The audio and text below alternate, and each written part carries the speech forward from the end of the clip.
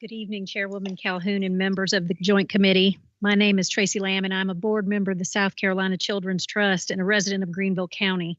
I'm going to preface this by saying I've had an upper respiratory infection for the last few days, so there might be a little coughing. I understand that last week you heard from our chair, Philip Van in Columbia. Before getting to my comments, I would like to reiterate what he said. Established by the General Assembly in 1984, the trust was created to fund innovative child abuse prevention efforts with funding through the tax checkoff program, now shared with 17 organizations and yielding only $30,000 to $50,000 annually. Despite its 40 years, the trust fund remains underfunded at less than $3 million. Today, Children's Trust supports prevention programs surrounding many of the things you've already heard about, the abuse, trauma, and neglect, in all 46 counties through federal grants, foundations, private donations, and limited state funds. Without a significant state investment, we will not be able to move the needle on preventing child abuse and neglect.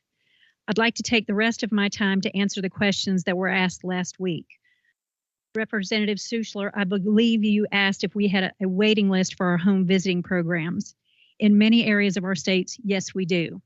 Moreover, because of our limited resources, we are unable to spend time and resources recruiting high-risk mothers to proven programs. The need far outweighs our capacity. We estimate that across all home visiting in the state, only 10% of Medicaid eligible mothers receive services, which means that 90% of families in need are not being served by home visiting services in at-risk counties.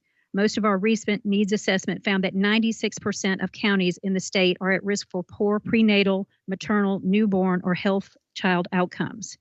Senator Rickenbach, my understanding is that you asked about the effectiveness and cost of our programs. The Health Services Administration, which funds the federal home visiting investment in South Carolina known as MICV, has 19 performance measures, including measures related to maternal and child health, the prevention of child maltreatment, emergency room visits, school readiness, crime and domestic violence, and improvements in self-sufficiency. The program data collected and evaluated annually by the external team of evaluators. Some successes: 98% of MICV caregivers reported reading, telling stories, or singing to their children on a daily basis. 94% of eligible children receive the appropriate developmental screening according to their age, and those with the positive screen for the delay, almost 90% completed a development referral in a timely manner.